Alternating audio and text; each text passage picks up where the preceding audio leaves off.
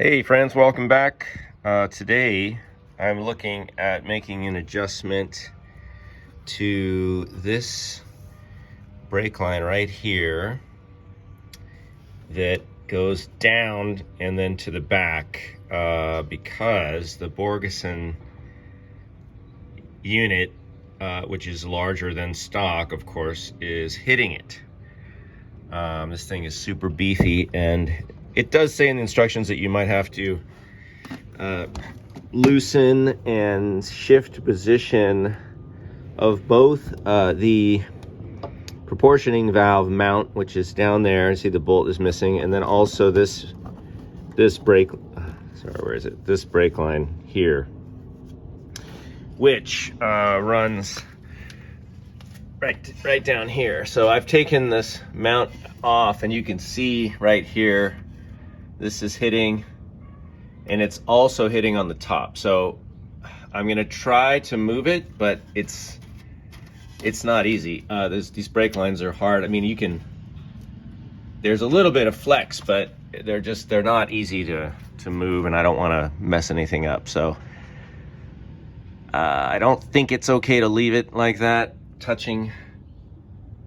I mean, certainly not ideal, because it can wear down and wear into the brake line, which is bad. So what I've done here is I put a little bit of oil on this a couple days ago, and it's been sitting. This thing's never been apart, so this is 54 years sitting here, and it's in the engine bay, so it's heated and cooled a million times.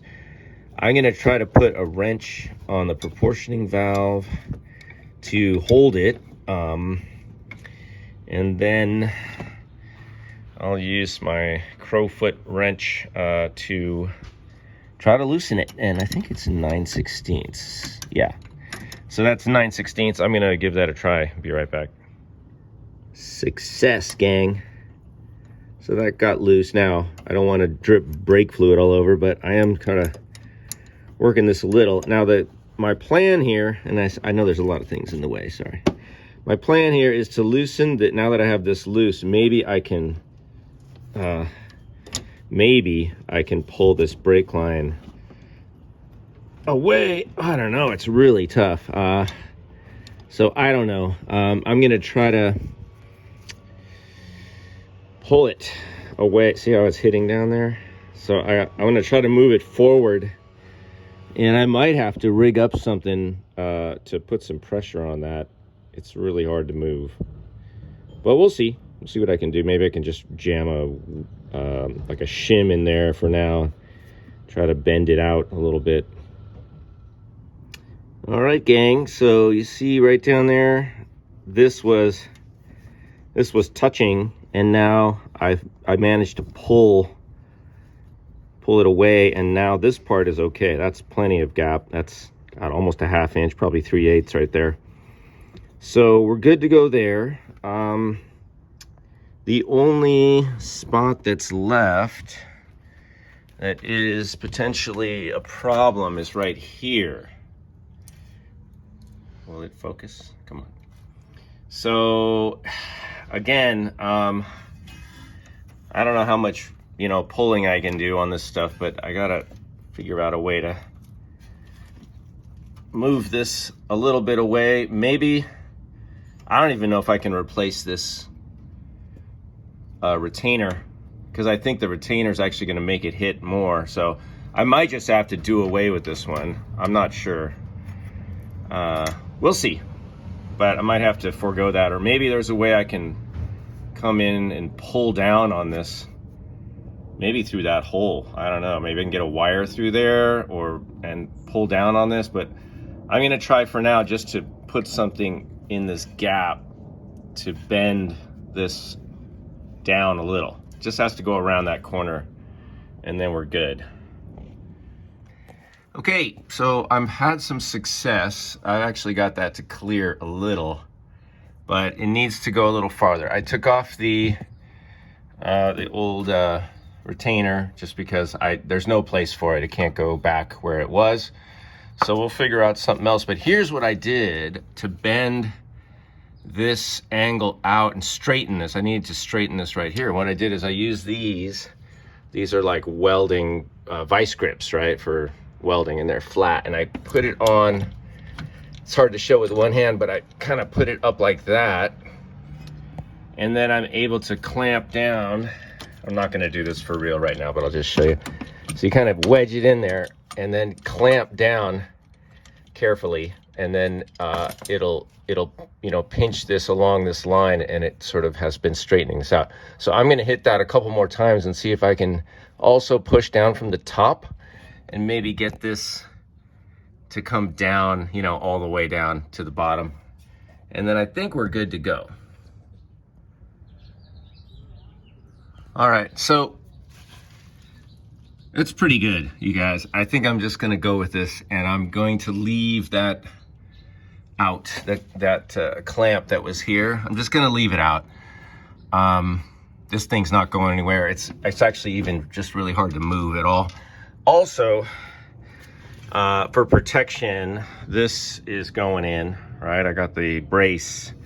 So this sucker is gonna go, see those 2 bolts, it's gonna go right there.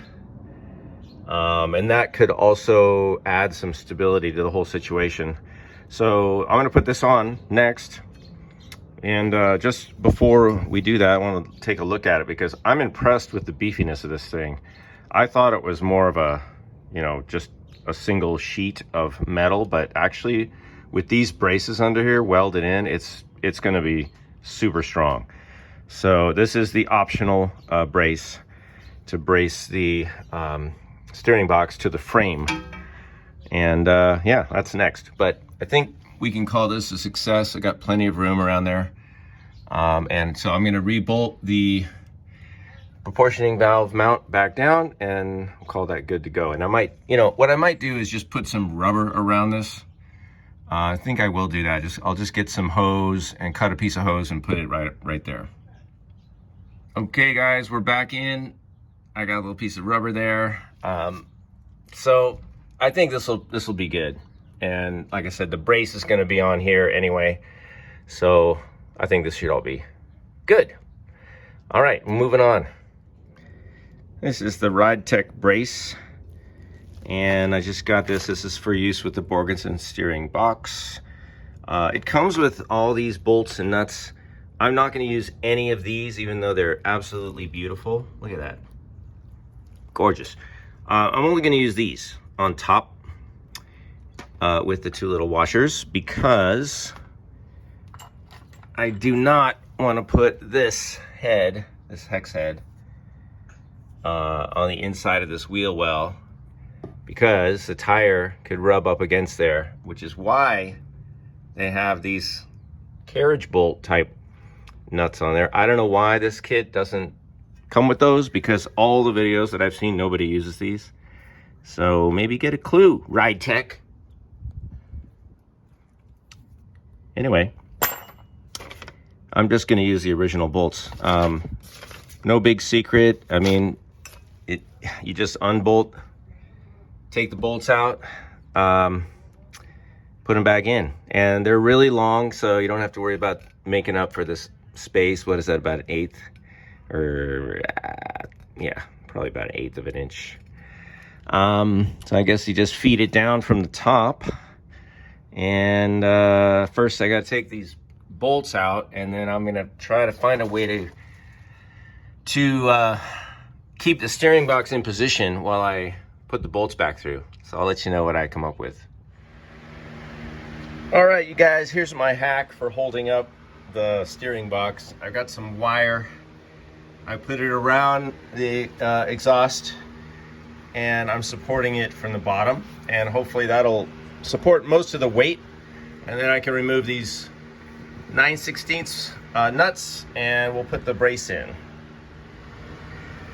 I ain't gonna lie, you guys, getting this this bolt through is not easy. You can reach in from above, but you gotta, it jams up against this inner fender liner. Really hard, but I'm working on it. All right, gang, we're in. Bolts are tight.